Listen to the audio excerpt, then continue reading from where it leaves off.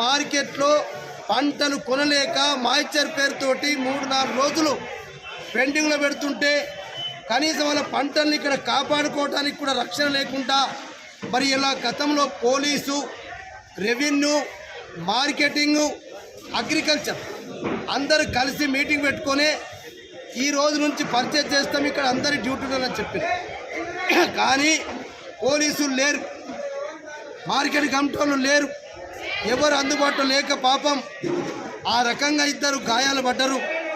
వాళ్లకు ఖచ్చితంగా ప్రభుత్వం నుంచి రక్షణ ఉండాలా. ఇక్కడ పోలీసులు ఖచ్చితంగా పెడతాం, ఎస్పీ కలుస్తాం, కలెక్టర్ కలుస్తాం 100% కూడా.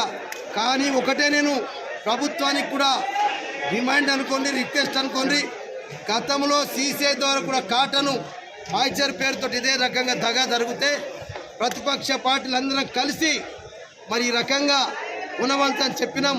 ఇయ్యేలా కలెక్టర్ గారు కలుస్తాం, మాయిచర్ ఏదో మరి పంట పండింది తీసుకొని వస్తున్నప్పుడు రైతులు మరి ఆ గ్రామాలకే పంపండి, పంచాయత్ సెక్రటరీలకు ఇస్తారా, ఏఈఓలోకి ఇస్తారా, ఊరికొక మీటర్ ఇచ్చి అక్కడనే రైతుల దగ్గర టెస్ట్ చేయించుకున్నాకనే మార్కెట్ కమిటీకి పంట తెప్పియండి.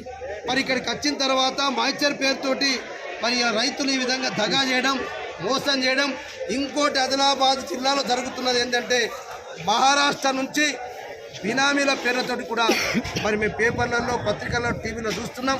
నిన్నగాక మొన్న తాంసీలో ఒక 120 కుంటలు కూడా సీజ్ చేసింది కూడా పత్రికలు చదివినాం. కాబట్టి ఈ రకంగా ఇంత సక్రమంగా సర్వే జరిపి వ్యవసాయ శాఖ వాళ్ళు మరి లిస్ట్ ఇచ్చిన తర్వాత కూడా షెడ్యూల్ ప్రకారంగా గ్రామస్తులు రాకపోవడం, కొందరు ట్రేడర్లు వచ్చి మరి కొంత ఆఫీసర్లతోటి కొంత పైరవీలు చేసుకొని అప్పటిదప్పుడు వెళ్ళిపోతున్నా చెప్పి కూడా మా రైతులందరూ కూడా రైతు సోదరుల దృష్టి తీసుకొచ్చిండ్రు.